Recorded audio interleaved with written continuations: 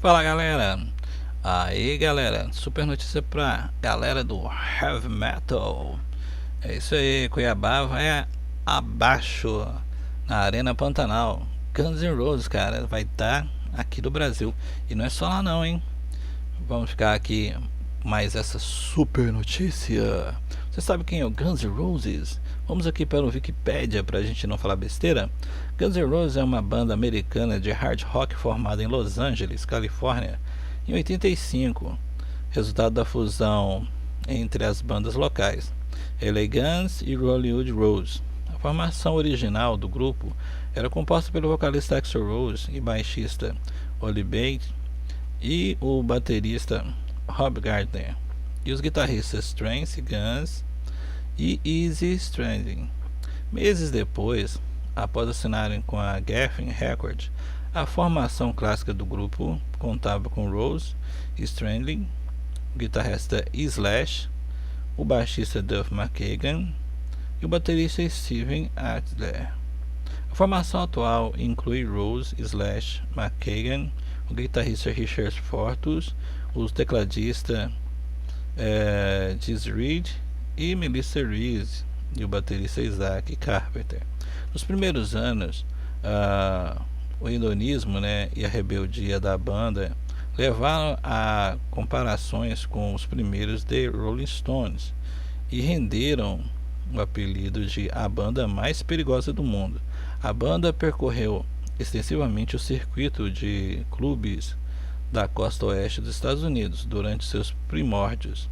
Controvérsias e significativas seguiram as bandas devido a atrasos e apresentações ao vivo e tumultos, letras consideradas problemáticas, a personalidade franca de Rose, problemas com coisas ilícitas e vários outros membros, processos judiciais e disputas públicas com outros artistas. O seu álbum de estreia foi Appetite for Destruction, de 87, lançado junto à turnê homônima. Inicialmente teve um desempenho modesto, estreando na posição 182 da Billboard 200, ou seja, é modesto, né, cara? Mas você tá na Billboard, não é para qualquer um, né? Já de estreia. No entanto, um ano após o lançamento, uma campanha espontânea impulsionada pelo videoclipe de The Welcome to the Jungle trouxe à banda a grande popularidade. Welcome to the Jungle e Paradise City tornaram-se sucesso no top 10, enquanto Sweet Child O' Mine foi o único single da banda a alcançar o primeiro lugar na Billboard Hot 100. O álbum vendeu aproximadamente 30 milhões de cópias em todo o mundo. Um sucesso, né, cara? Incluindo 18 milhões apenas nos Estados Unidos, tornando-se o álbum de estreia mais vendido do país e o 11º mais vendido da história. Cara, é um marco extraordinário, né? Com sua fusão de punk rock, blues rock e heavy metal, o grupo ajudou a afastar o rock mainstream da era do glam metal dos anos 80. Ou seja, naquela época tinha, o glam metal mandava muito na cena musical. Não que o glam metal seja ruim, galera.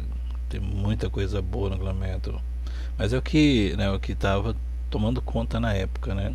Era o que mais tinha, né? Além disso, são creditados por revitalizar o power ballads no rock. Realmente eles têm muitas power ballads, show de bola. O segundo álbum no estúdio do Guns N' Roses, GNR Live, de 88, combinou o EP inicial Live, Alive and Suicide, de 86, com novas faixas acústicas.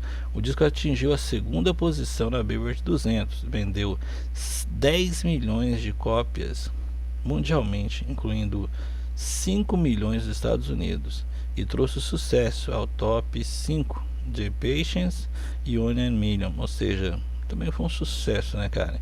Em 89, Rose convidou Reed para se juntar à banda como tecladista, entrando oficialmente em 90. Durante as gravações dos álbuns Use Your Illusion 1 e Use Your Illusion 2, no mesmo ano, o baterista Steven Adler foi demitido devido ao seu não gostar de coisinhas ilícitas, e substituído por Matt Sorum, que ficou até 97.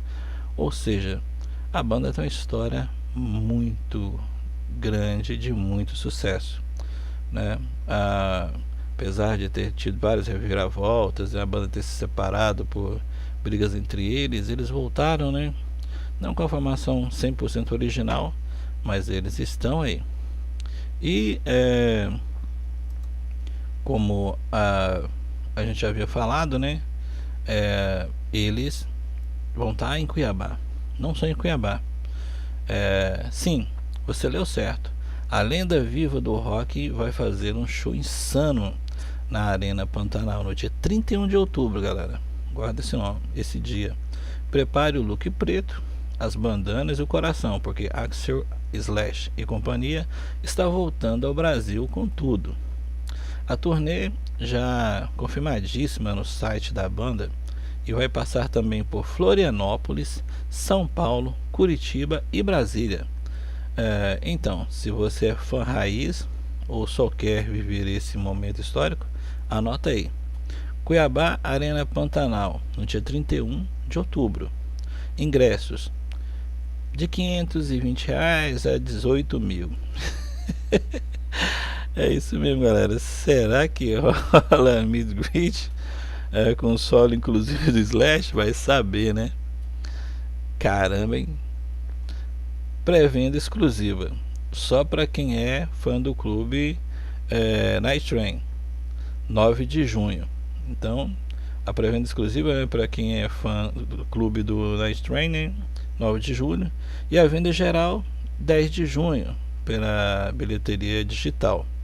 As outras datas da tour no Brasil serão de 21 de 10, né, em Florianópolis, Arena Opus, 25 do 10 em São Paulo, no Allianz Parque, 28 do 10 em Curitiba, no Pereira Paulo Leminski, né, e 2 do 11 aqui pertinho, em Brasília, na Arena BRB.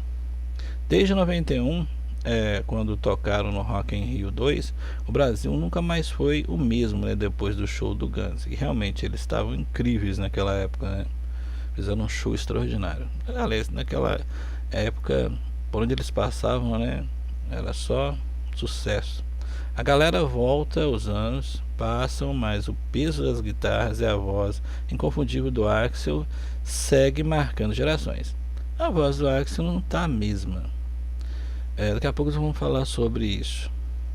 Se você ama Sweet Child of Mine, November Rain, Welcome to the Jungle, ou só quer viver, né, um evento épico, esse é o seu momento. Bora garantir seu ingresso e se preparar para uma noite de rock pesado, nostalgia e muita energia. Cuiabá vai tremer. Realmente vai. Cara, a matéria tá show de bola. Agora, a gente tem que levar algumas coisas em consideração. 18 mil, cara.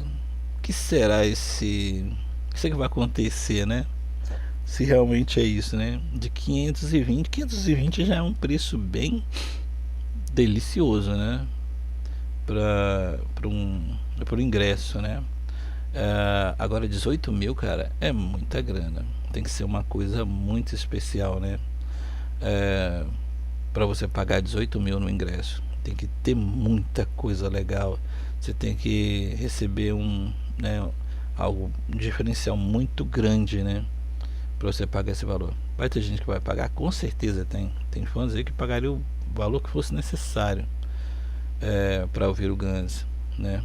Agora, como a gente estava falando sobre a voz do Axl, o Axl é um cara que canta muito alto, né? Ele sempre cantou com um drive, né? Muito rasgado, né? Durante muito tempo, e essa é a marca registrada dele, isso durante muito tempo. Nessa época dos anos 80, para quem não viveu essa época, 80, 90, início 2000, esses vocalistas, eles, quanto mais alto você cantasse, né, mais você era extraordinário, né? E o Axl era um desses caras. Ele sempre teve essa característica incrível dele. Só que todo mundo que é músico sabe disso. Com o passar do tempo, a sua voz muda e você perde o alcance, né, na sua tessitura ali, né? Às vezes você consegue ir até certo ponto, mas já não consegue mais até certo ponto. Ainda mais se você tem alguns vícios, né? Aí que a sua voz vai pro saco mesmo. E se você canta muito alto, aí a coisa fica pior ainda. O que muitos caras fizeram que foram muito inteligentes com o tempo? Exemplo, Bon Jovi. Bon Jovi está cantando até hoje, cantando muito bem. Houve o Bon Jovi hoje e houve o Bon Jovi no passado. Você vai ver que são dois caras totalmente diferentes e você continua ouvindo ele e gostando. Por quê? Porque ele foi um cara muito inteligente. Ele entendeu que a voz dele estava mudando. Ele entendeu que ele não conseguiria pegar aquelas notas altíssimas que ele fazia antes. O que ele fez? Ele, como um bom músico que ele é, um grande músico que ele é, ele adaptou a voz dele para a realidade. Aliás, e as músicas, né, antigas para a realidade dele agora. Exemplo, ele vai cantar uma música do passado, ele não vai cantar essa música no tom que ele cantava naquela época. Ele abaixa o tom, né, para poder pegar as notas com tranquilidade e poder fazer um show bonito e você ouvir a voz do cara, né? Live on a Prayer mesmo, se você ouvir ele cantando Live on a Prayer hoje e Live on a Prayer original, são dois artistas totalmente diferentes e você gosta dos dois porque ele conseguiu fazer isso, né? Ele conseguiu, ele foi inteligente. É o que todo artista inteligente deveria fazer. Se você é um cara que canta muito alto no passado, com o tempo você não vai conseguir cantar aquelas músicas mais. O que você tem que fazer? Adaptar a sua voz e adaptar a sua música, a sua arte, né, em volta da sua voz. Não o contrário. Você não tem que pegar a sua voz e tentar fazer sua voz chegar lá, porque não vai ficar legal. Não fica, entendeu? Não fica legal. E a voz do Axel, ela mudou completamente. Ele não tem mais o drive que ele tinha antes, apesar de ele continuar cantando muito bem em matéria de afinação, né? Mas o que ele tinha que ter feito? Ele tem um timbre de voz muito bonita. Se vocês ouvir algumas músicas que ele canta sem drive, dá pra ouvir, entendeu? O tom, e o timbre da voz dele. Continua tendo um timbre de voz bonito, principalmente os médio grave ali. Ele tem uma voz muito boa. O que ele deveria fazer? Parar de cantar essas músicas que ele cantava no passado, fazer músicas novas igual o Bon Jovi faz, né? Criar músicas novas com a voz atual dele, cantando no tom, dentro da tessitura que ele tem agora, né? Os fãs iam achar ruim. Por que ele ia achar ruim? Você está ouvindo o Guns, você está ouvindo o Axel. O cara é o cara, né? Ninguém ia reclamar. Agora, ruim é você tentar ouvir o cara fazer uma voz que ele não consegue fazer mais, um timbre que ele não tem mais, né? E algumas apresentações que a gente viu por aí dele, ele não consegue fazer mais aquele timbre. E ao invés dele usar os recursos que hoje a gente tem de pedais e entre outros recursos, né, para poder ajudar a voz dele, ele não usa. Ele quer usar simplesmente a voz dele. É louvável? É, mas não fica legal para ele. Aliás, ele também não precisa disso. Ele não precisa provar ninguém. Ele não precisa provar para ninguém que ele é o Axl Rose, né? Ele é o cara. A gente conhece a história do cara, sabe que ele o que ele já fez, sabe que ele é um cara extraordinário, canta bem pra caramba. O legado dele tá aí, continua, né? Não precisa provar pra ninguém que ele cantou aquelas músicas lá no passado com aquele timbre, mas a voz dele mudou. Ele tem que pegar a voz dele, quer dizer, o ideal seria isso, né?